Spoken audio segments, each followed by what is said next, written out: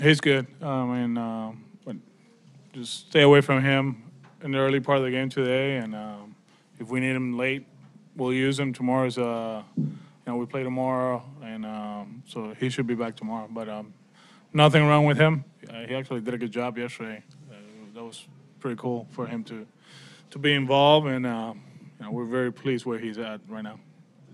Does he feel capable of going back to back, or He feels that he can play 162. So yeah, we just gotta be careful with him. Yeah, I mean it's smart from our end, and we can't push him that hard, and it's different, like you can go to double A, triple A, but at this level, there's a lot of stuff going on, and the game is faster, and your moves are quicker, and it's a lot different. So we'll take care of him and see where it takes us, and hopefully, whenever we can just say, hey, go ahead, but we're still gonna take care of him. Did you hear him after last night's game? Huh? Did you hear him after last night's game? Hear him? Yeah, it was echoing through the clubhouse. No. We got a new system, sound system. It's very loud now. Yeah, those are the things that happens when you win. You get rings and you get a new sound system, so it's very loud. You get a new office too, so you're far from the players. Yeah. He was as loud as we remember. He was. Remember from the play. Yeah. Well, he's excited to be back. For how great it was last year, I bet for him, it was tough. Not tough in a bad way, but kind of like, man, I wanted to be part of it, and he knows that he can contribute this year, and he wants to be part of something special. Clarify from yesterday, you going with the sixth starter on Monday? Yeah, we're going with 6 starters. After the off day on Thursday, we play how many? 20 something in a row. So that's the last time we can actually give those guys a breather. So it was by design. There's nothing going on. Yeah. So hopefully Hector, we don't have to use him a lot over the next few days, and he'll be the guy on Monday. Does that have anything to do also with like the uncertain weather for Monday? No, it was decided a while ago.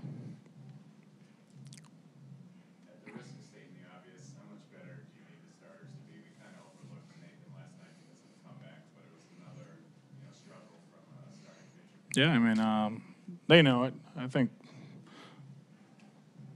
we go 10 games in a row with a quality start, and that's kind of like nothing for those guys, with the track record. They can do a lot better as far as like quality starts, but we do that, and we get rolling, and they know it. It's not like yesterday, if you look back, it's one pitch, boom, 2 pitches, boom. And we haven't stopped doing that. Stopped that the whole time, the home runs. It's all over the league, I guess, for what I read today. Home runs, strikeouts, and walks. So, but we're paying the price. We leave the ball out of the plate, and they're hitting home runs. So, but if we start pitching better, we should be fine. The bullpen is doing great. So, like I said before, coming into the season, that was a question mark, and we haven't heard anything about the bullpen. In 12 days or 13 days, whatever it is. So, yeah. A year ago, you guys were 11-2, I think, at this point. Is the attitude in between games pretty much the same as a year ago? Are you guys kind of having the same, just one game at a time mentality? Or is it Yeah. difference between? We know the record, and we know we're not playing well. It's not about the record; it's about how you're playing.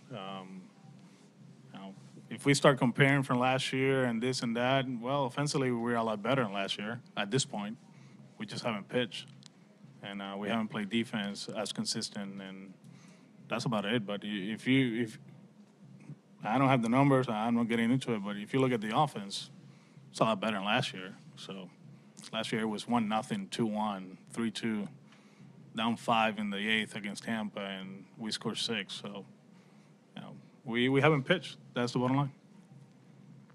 Last night you said Xander kind of took Rafi under his wing after he missed on that slider.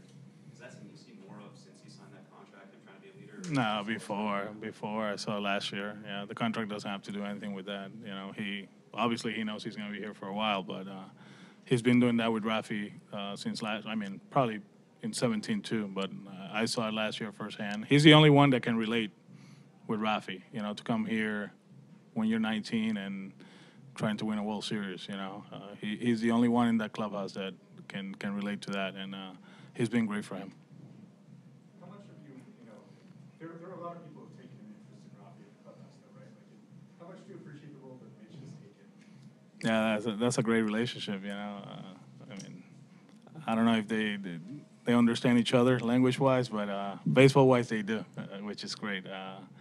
And I know the thing with Rafi, he's very genuine. He's a good kid. You know, like he's a kid, and we all care about him. But Mitch have done an outstanding job with him. They relate as far as being left-handed and what they're trying to do at the plate.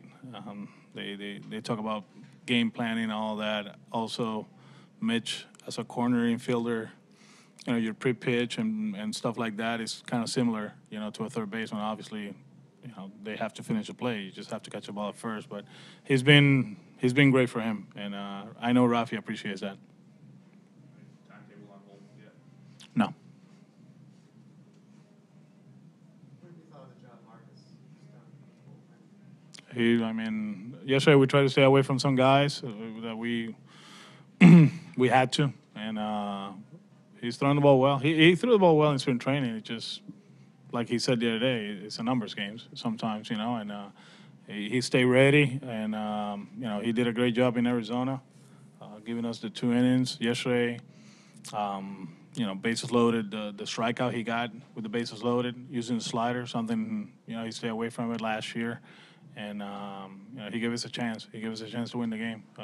He threw the ball well last year in spring training, early in the season too. It's just one of those that sometimes it's only 25. It's only a 25-man roster. So, but he understands, just like others in AAA, that they're going to be a big part of what we're trying to accomplish. And for Marcus, he faced Tellez and McKinney quite a bit in AAA. Is there any value in that, in him having seen them so much? And my decision? No, I don't. Oh, for him, yeah. I probably, you got to ask him that one, and probably he shares the scouting report with Dana and all that. It's one thing is video but if you face him that much, probably, in meetings he talks to Dana about it, what they all about. So yeah, that's part of it.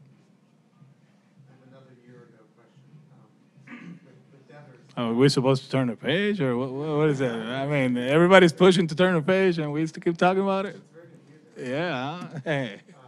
What's the biggest difference you see in Rafi going back to maybe a year ago? But he obviously seems a lot well now. Yeah, he understands who he is. It's funny. I mean, you see his body language and his reaction sometimes, at the plate, like slamming the bat and then talking to himself, which I think is very funny because when he talks to himself in the batter's box, it's in English. Yeah. I can't say it now, but you read his lips, it's wow. Yeah, I'm like, wow, you're that good. But he can make adjustments now. Sometimes it takes him a bat or a day, whatever, but he understands where he's at and what he has to do. And I think that's the biggest difference. The game, it will speed up certain days, and like I do feel like when he makes a mistake defensively, he takes it so hard, and like he's so hard on himself that he messes up his whole day. Like everything speeds up. When he's playing well defensively, he slows down, and I think it's the fact that he wants to prove everybody that he's a good defender, that he can play at this level, and but when he's clear and it's good. It's cool to see. It's cool to see. You go back to what he did in October, the at-bats, the pinch hit single up the middle in a 2-0 count, and the way he kind of like slowed down the game. That's the most important thing with him. And like I told him, the whole not hitting third is not about you can't do it. It's just about how we're going to manage the game. And he's in a good spot, too. He's going to find traffic there. And the more he stays disciplined, the more he stays in the zone, great things are going to happen.